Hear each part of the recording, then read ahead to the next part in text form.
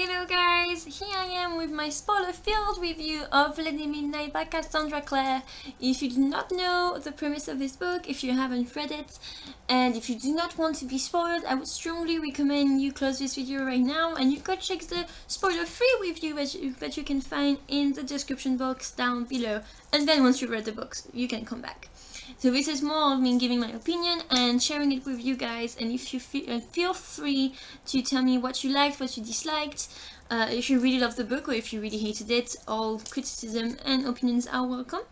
Mine personally is a really good one because I really strongly enjoyed the book. If you have seen my spoiler-free review, I was really scared of being extremely disappointed because I had built up a lot of anticipation for this book and of excitement, especially at the end of City of Heavenly Fire that left a bit of mystery about what happened with the characters, and I really loved Tales of the Shadowhunter Academy, so I was glad to get those characters back. But I was very interested in the Parabatai bond and in Emma and Julian because I love both of those characters very much so, even when I found them and met them even when I met them only in City of Heavenly Fire where they were much younger. They are great characters and I was really happy to get a book about them, but also really scared that it would just be the same thing. And it was not, so that's good. I really loved the intrigue. I don't know about you, but I thought it was nice to have a bit of a mystery crime intrigue instead of I hate you too, let's have a war, which was a bit what was Mortal Instruments like, and it was a bit what Spinful Devices like.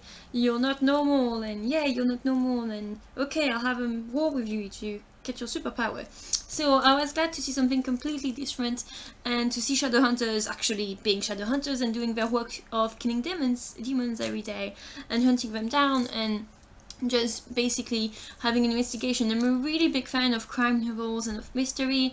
I love when there's a lot of things going on and you have a lot of subplots and you're not really sure what's happening. So that's something that really pleases me. I don't like it straight and simple. I like when the book doesn't just have a beginning, a middle and an end, when it's just all is intertwined and you can't really know. Intertwined? Well, no, it's intertwined, I think it's what you say in English. And you can't really know where it's gonna go. So I like that. I really like the characters as well. I'm Tiberius most of all, but I expected it. I expected to feel a lot of love for Tiberius. I also really liked Mark. I was a bit puzzled at first, but I grew to love him and to love Christina, which I wasn't sure I would. So that's nice. I really love the friendship between Christina and Emma that I started to build. And I really love all the dynamics between the family as they try to be a family, even though it's not always easy. The one character I had the most trouble with was Diana, because I felt like I couldn't trust her, and when I can't trust a character, I'm like, stay away, because I don't want to like you if you're gonna be really bad or really annoying, and I don't want to like you so far, because I do the same thing with people I think are gonna die. I'm like, I won't like you. So I had trouble with Diana. And with Julian's uncle, even though I think he's an interesting character and I can't wait to learn more about him. I really love to see the Parabatai bond at work between Emma and Julian, even though of course it's a bit tragic what's going on. And I love to see that and to get to know why Parabatai can't be together. And of course it's a huge dilemma and a tragedy on Emma's part, but I'm sure we're gonna work it out, it's fine. We'll figure something, like, they'll break the bond, she'll end up being Parabatai with Christina, which is not possible because you can only have one in your life. Happy ending, we'll figure something, hopefully, maybe. I also really liked Livia and Tiberius' relationship, and I thought it was really both heartbreaking and heartwarming to see Tiberius trying to build a relationship with Mark, his lost brother, and to see him trying to become a man when he's not like the others. And I thought that was a really beautiful presentation. I did not know enough about autism to say if it's a good representation or not, but I felt it was honest and it was a really beautiful thing to put in the book, and I thought that was really great to see something like this and to have a bit of diversity, not only on skin colors, which we do have, even though we're still missing a bit of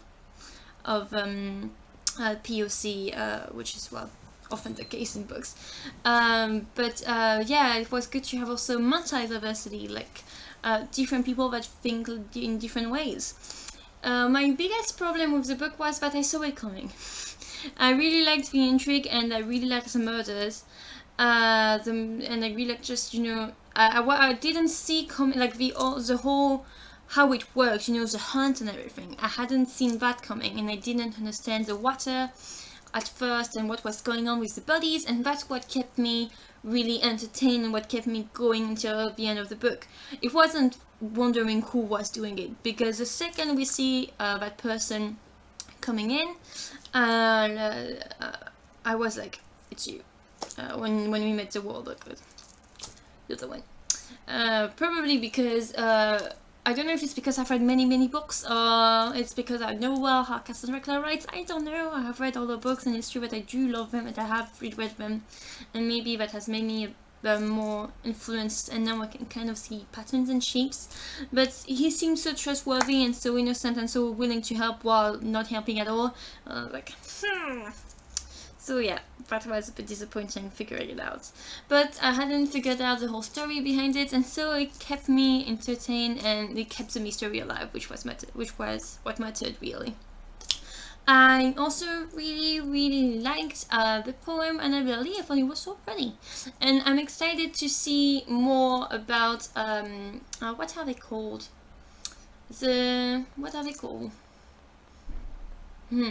I can't think of the name, but I'm excited to know more about the Scolomans. I think it's the Scolomans. To know more about the Scolomans and the fairies. I'm really excited to know more about the fairies, and I really hope that we'll get to see Helen and Aline, because I really love them. I did love Emma, which is rare. I generally get a bit annoyed with main characters, but I did love Emma and Julian equally. And I have to say that Julian's art, I thought, was a really beautiful touch in the book, and I like their relationships and the dilemma about it. Last thing that I would like to say I really liked, and I did not think, well, the thing is, I did not see it coming consciously, but unconsciously I think my brain had started to put things together, and it was the revelation of Jonathan Wayland. When I read the prologue, first of all I was a bit thrown off, because I wasn't expecting a prologue that would not be with Emma and Julian, which would have been easy, of course, so it makes sense that she would have done that. But when I read about this kid, and like I read his description, I can't remember at what point he's described, but he's described with really sandy hair and things, and I was like, oh, that's just like JC. I was like, oh, that's just like Jace, and hey, that sounds familiar, and it got me just a bit on the path, but I wasn't consciously thinking it's him. I was just like making remarks in my head about how it was. My cat is trying to help me. About how it was funny, you know, coincidences. If this is not as centered as it was before, my cat tried to hit the camera and I had to put it back. So it's maybe why. So what was I saying? What was I talking about? Yes, Jonathan Wayland. Yeah, so my unconscious was kind of putting things together, and my conscious was like, funny guy, weird story. So I think it was a really good reveal, even though it was a bit gruesome at the end, the whole death and things. But I'm excited to see how it fits into the household back at the Institute. Peaches, stop it. Sorry, my cat keeps making the screen move. I'm excited to see how it's gonna fit, how he's gonna fit in at the Institute, and I do believe that he's gonna be friends with Tiberius, which I'm really excited about.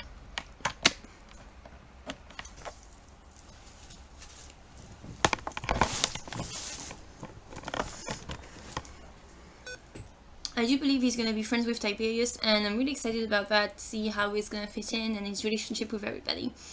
One scene that I keep in my heart is Julian coming home to the huge mess in the kitchen. I thought that was very well done, and overall I thought that the relationships were very realistic, and I like to see a bit of the modern day, a bit like the modern day technology was more a part of the Institute than it was before.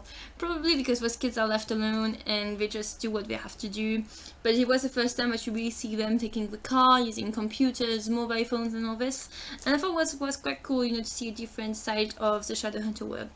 I was also really excited to see Clary and the others. I am waiting desperately to see Simon and Isabel because I love Isabel so much and I love Simon so much. And so yeah, I am really waiting to see them coming back and to know what happens, especially if you read the short story in the end.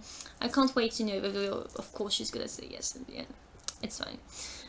So yeah, I really strongly like this book. I think I've come around about everything I wanted to say. As always, the poetry was lovely, and all the little touches of bookish knowledge and art and all this I really enjoy.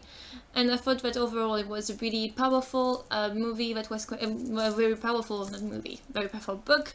I think of it as a movie because there's so much things going on and it's so lively and wonderful and with great characters.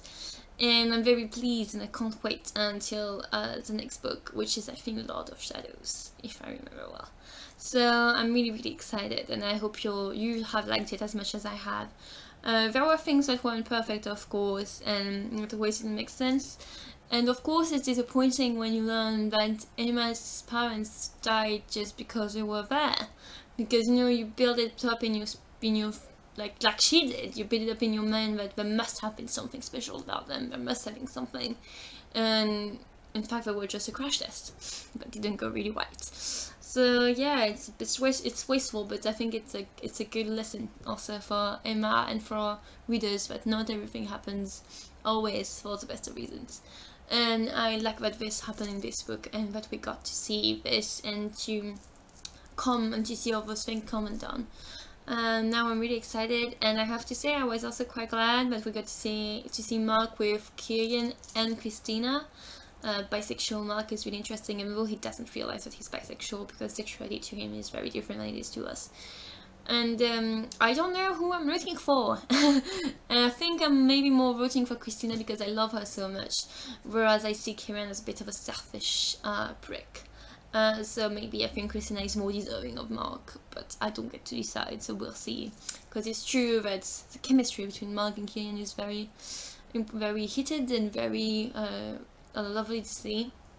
Other couples so far are not really I'm not liking Diego. He's a good guy, he doesn't seem bad, but I'm like, I'm not very interested. I hope Christina will stay away from Diego because I don't like it. I'm also looking forward to see Ty having a lot of interest in the others, and I can't wait. We've given years to the series, to those books of our lives, and I think that's really cool. And thinking that I have 2 more books in the Dark Artificers and that I still get to see those characters again in the Wicked Powers is really good. Like, it's a really good feeling. I hope you'll have enjoyed it as much as I have. If you liked this video, please give it a thumbs up. Don't hesitate to subscribe to see more videos. And well, I'll see you very soon for Shadowhunters of the review of the first season. Thank you so much and have a good day. Bye!